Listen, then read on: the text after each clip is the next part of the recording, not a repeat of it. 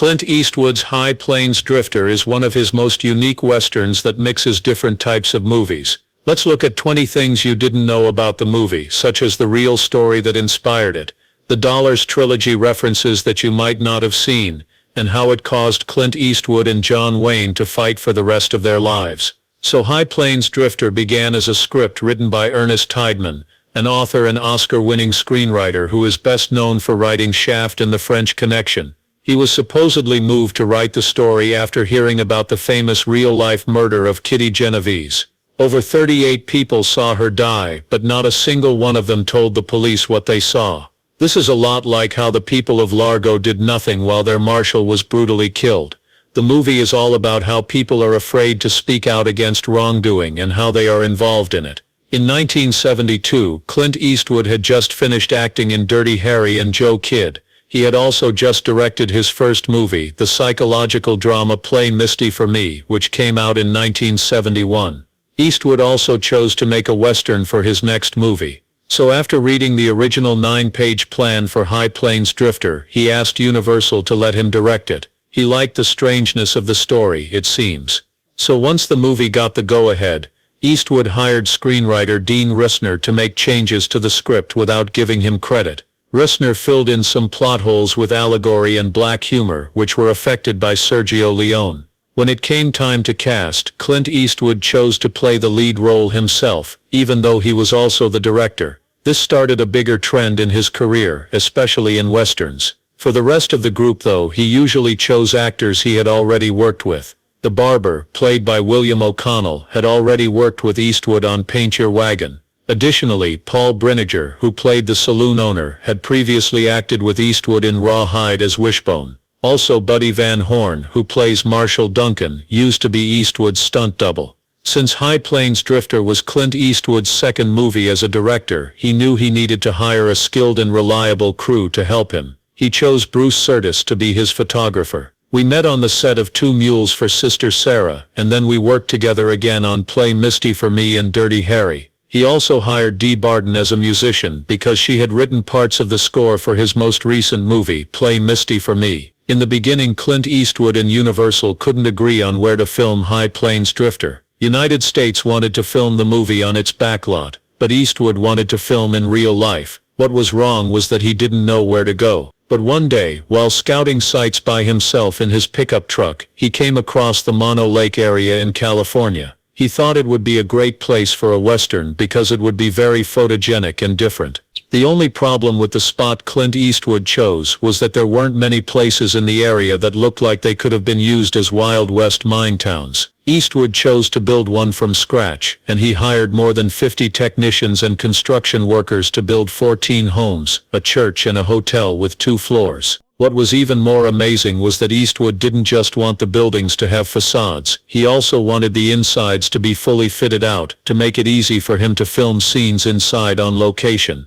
This meant that building the town of Largo took 18 days, but it was a big job that required 150,000 feet of lumber. And later in the shoot, when the town had to be painted red, Eastwood refused to skimp again. He had 380 gallons of paint used to paint the whole set the right way. Even though it was clear that Clint Eastwood was ready to do anything to make High Plains Drifter look as real as possible, he was still surprisingly good at making movies. As an example, the movie actually came in under budget, and 2 days early because Eastwood shot it all at once, and seems to have even edited it in a log house on the shores of Mono Lake. The movie theater Largo was burned down after the movie was over, leaving no trace that it was ever there. But even though High Plains Drifter was a great movie, it did have some problems. In the famous scene where the visitor stands on the porch and watches the people in the town practice shooting, he takes a sip of his half-finished beer and says, then in the next shot, he or she takes another sip from the almost full glass. Also, when the stranger gives 2 kids candy in the general store, it's easy to see that the lids are made of plastic, even though plastic hadn't been invented yet.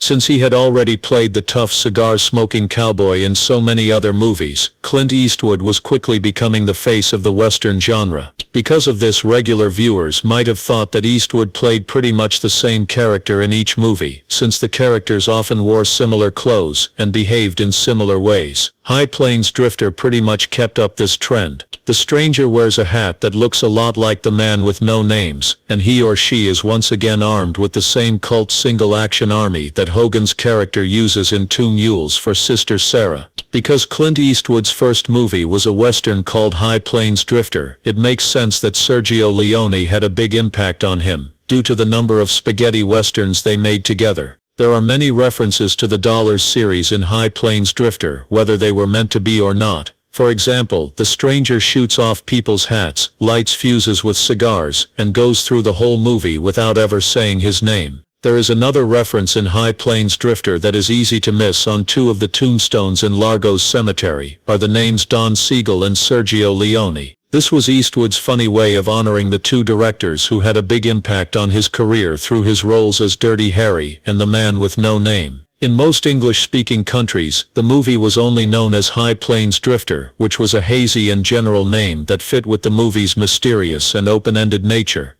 This wasn't true in other countries though, where the High Plains Drifter was known by many different names, that all meant very different things. In Italy, for example, the movie was called The Nameless Stranger, while in Spain it was called Hell of Cowards. Additionally, in Poland it was only known as The Avenger, and in Sweden it was called The Man with the Ox Whip. Most likely, the most well-known thing about High Plains Drifter is its shocking finish, which changes the way you think about what happened in the movie. Because it made a strong case that the stranger is the angry ghost of Marshal Jim Duncan, who was brutally whipped to death by criminals, while the townsfolk did nothing. There are hints of this in how much the stranger seems to know about the murder, and how he punishes those guilty in a way that is reminiscent of the Bible. There's also the scene in the hotel where the innkeeper's wife shows the visitor the dead Marshal and says, lying out there in an unmarked grave, they say the dead don't rest until they have some kind of marker. This is followed by the scene where Mordecai says, I never did know your name. You do. The camera then pans to show the name Marshal Jim Duncan, which makes it look like this was always the stranger's name. Clint Eastwood always meant for the stranger to be the Marshal's brother, even with all of this going on. That's why he had his fake double play the part. But after thinking about it, Eastwood liked that the finish was vague enough to allow for different interpretations. He has since asked viewers to decide for themselves who the stranger really was. So when High Plains Drifter finally came out, it got mostly good reviews from both reviewers and regular people. Time Out's Derek Adams said,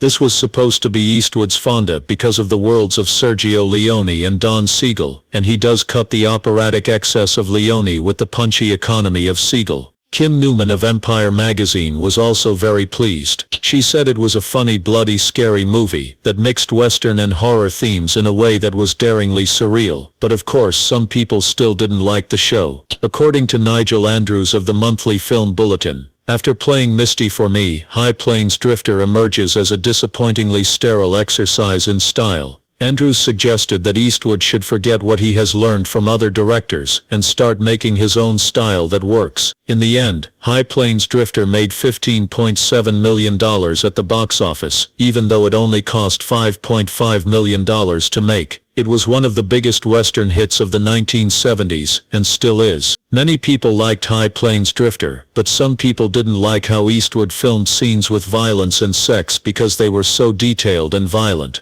In the end, Universal had no choice but to give the movie a R rating. Some of the scenes were so violent that High Plains Drifter would often air on TV with a lot of parts drastically cut down and trimmed to take the edge off. Now it turns out that the famous Western star John Wayne was one of the harshest critics of High Plains Drifter. Because when Eastwood wrote to Wayne about the idea of them working together in a Western, Wayne wrote back a harsh letter criticizing the movie for being violent and changing the facts about the Old West. Eastwood thought it would be best not to answer, and in the end, he gave up on the idea of ever being in a movie with Wayne. But after thinking about it, Clint Eastwood could see why John Wayne hated the movie so much. It wasn't at all like a typical Western. Eastwood later said, so even though John Wayne didn't like the movie, High Plains Drifter found plenty of famous fans elsewhere. Edgar Wright, who directed Shaun of the Dead and Baby Driver, said it was his favorite Clint Eastwood American Western, even more so than Unforgiven.